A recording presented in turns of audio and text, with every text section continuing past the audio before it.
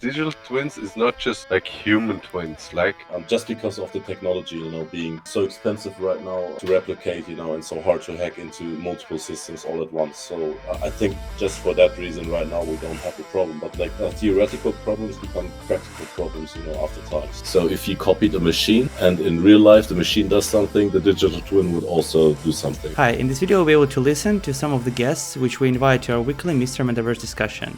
Evil twins, there is a great article on that which basically shares that digital twins can be a useful tool, but it can also be used in the wrong way. And before I will share a bit more on that article, I'm curious to hear what comes to your mind when you hear an evil twin. Let's share Dennis thinking about digital twins. The evil twin, I think it would help, first of all, if everybody shared their definition of digital and visual twins, because I think there's a distinction to be made before we even, start. Because I have this topic all the time. So, in industrial metaverses, there's a big distinction between digital twins. And I think the term is used very loosely, because we don't have definitions for anything, right? We're so early in the space that everything is built. So just for me, my 2 cents very easily, visual twin is usually what I think most people say is a digital twin. That is just basically a copy of visually of everything. And a digital twin would be fully functioning copy of that thing. So if you copied a machine and in real life the machine does something, the digital twin would also do something. So if it was a human being, an avatar, and you did something in real life, it would do the same thing. The digital twin would do the same movements, etc. Also, you could see your heartbeat or whatever. There would be a true digital twin, like having all the information that the real life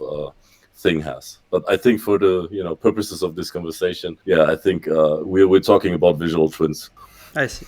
I mean, I 100% agree regarding the definition of the digital twins. And it does make sense, because if you create industrial, digital twin, if you can create a digital twin of a factory, it will be completely different in terms of it's important for it to be real life data, and that it's exactly like it is in real life, and then you can predict maybe you can predict the mistakes or see mistakes in digital, and also you can see how it is happening as real time data. But if it's a digital twin of a human, it is counterproductive if you just have a replica of a human and then just put it behind the computer and do the exact same task as a human. It will make more sense if you use that twin for double the output of the person, rather than using digital twin to just represent the human. So it's a bit, I would say, different in terms of industry wise, and I think that's where the definition will become we'll have a doppelganger, for example, or or a digital twin of a person. One thing to add, Andre. Yeah, sure. If I may. Because I like Dennis' approach, because digital twins is not just human twins. We're also talking about, for example, real estate objects. When they are building it, they create a digital twin to visualize them in a 3D, 4D, whatever D model. Or there's also, when you take, for example, Paris, create the exact same city somewhere in a digital way, then that's the digital twin of Paris, So we have to be very dedicated on, when we're talking about digital twins, that we focus on how we define digital twins itself and what we are looking for. Me personally, just to give you my 2 cents on that, is for me most interested in digital twins when it comes to myself. Yeah, and I would also like to add too that digital twins don't always have to be human or structures.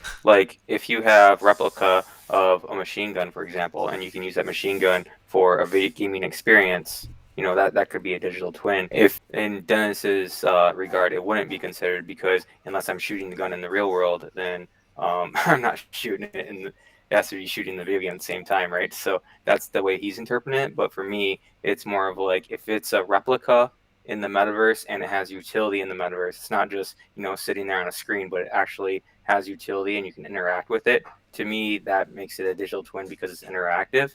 When you say visual twin, I'm just thinking of audio visual experience. I'm not really necessarily thinking about the interaction and the immersive experience. So for me, digital twin would be any replica of real world objects. Could be people, things, structures, whatever.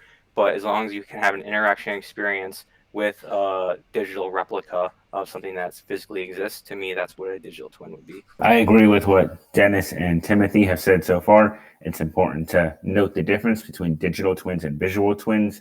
I think digital twin is used very loosely and very broadly. and that a lot of people kind of say, oh, it's a digital twin, when it's just your avatar, which is not a digital twin.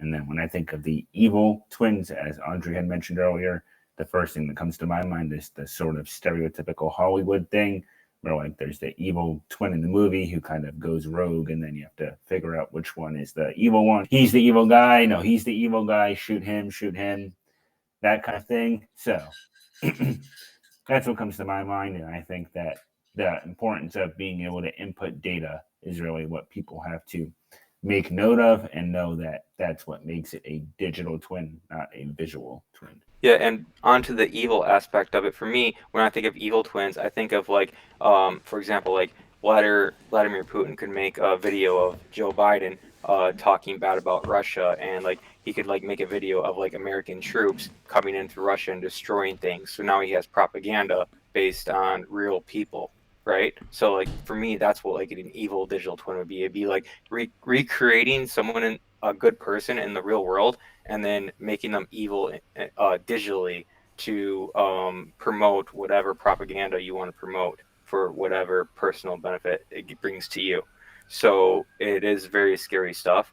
And yeah, so that's the way I see evil twins. Thanks for sharing. Just for a purpose of clarity for today's discussion, and just so for purpose of just structuring it easily for so that the brains of listeners won't get fried, and it will be easier for them to comprehend. I mean, it's easier for us as well to discuss and comprehend the information.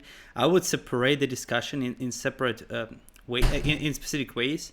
So, Timothy, what you mentioned, personally, I see it more as just deepfakes and less of actual digital twins, like just to and also just to split the digital twins into separate categories.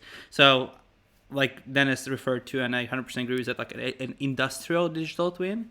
So it's industrial related. It can be a digital twin of a factory, or of an office building, or real estate, or whatever. It can be used for any commercial purposes. Like if you like to rent your place and want to show it in virtual experience, then you can do that as a digital twin, or it can be real life, like real-time data. So like a factory, so you can see exactly how it's happening at the real time on the factory, or what we have last month, the guest from the Eric from Scubaverse, like they're building kind of twins for the Maldives.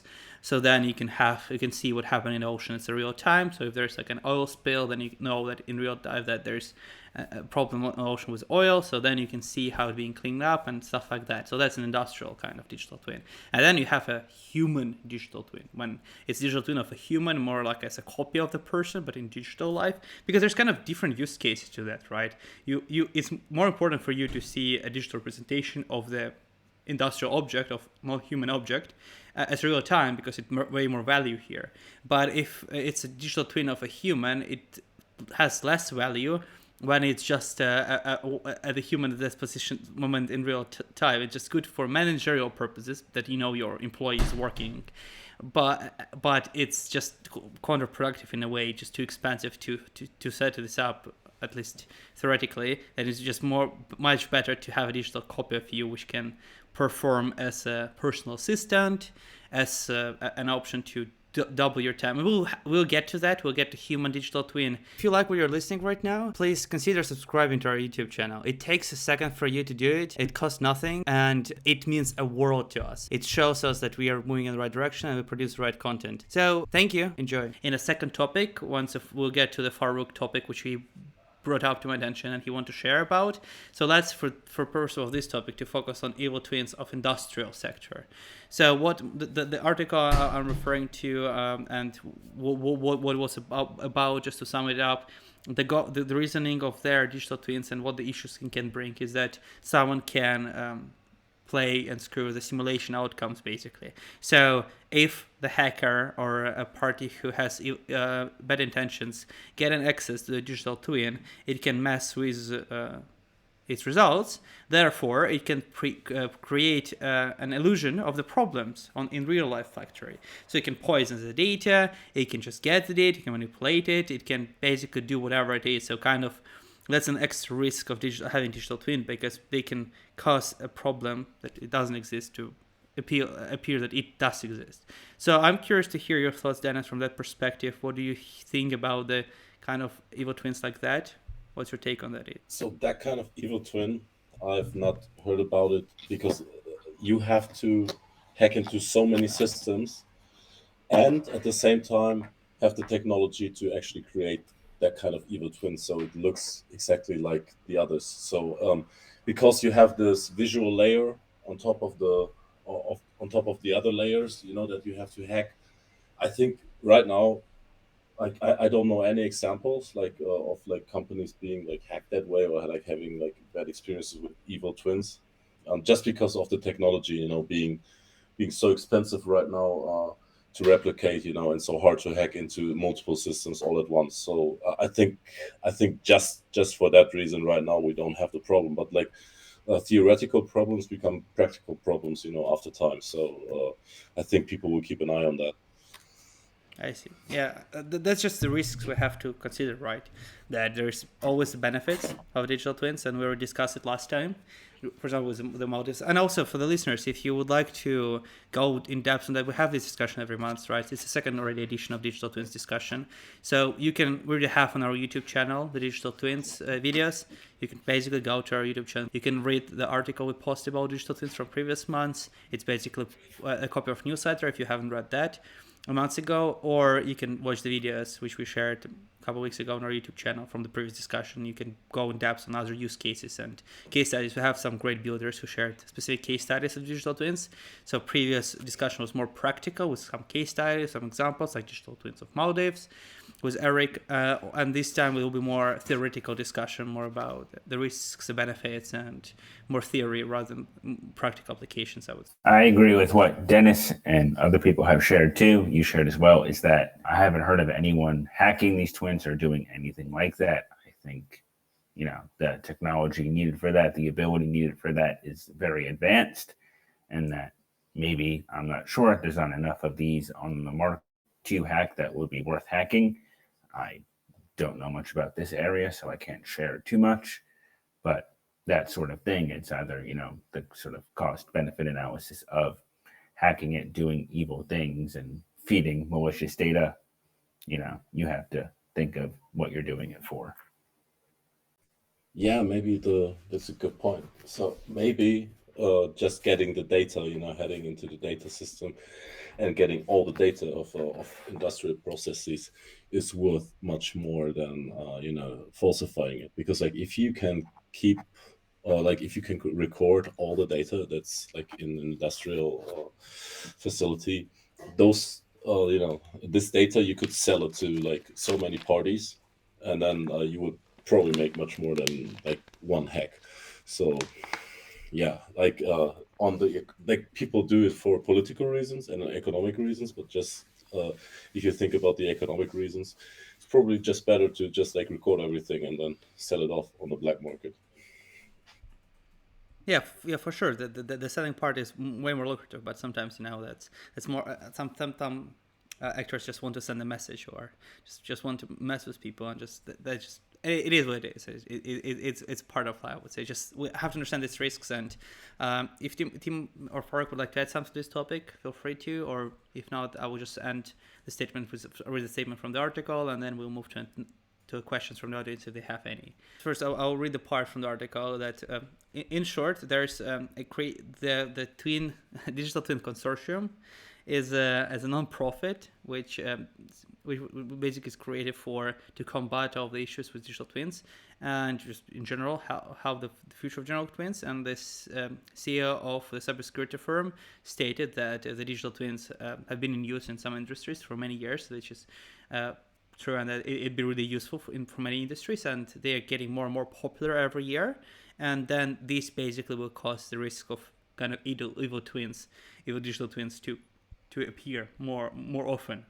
The hacks, the data leak, the stolen data, the manipulation of data, the poison of data, and all these kind of things is a new cybersecurity risk, which can become more common in coming years. And it's important to understand that before you decide to use digital twins for you and understand the risks and pros and cons. Thank you to watching to the end. If you like more exclusive content, you like the memes, or you'd like to learn through the text, consider subscribing to our newsletter. Links in the comments down below. Thanks for watching, and probably you might like this video.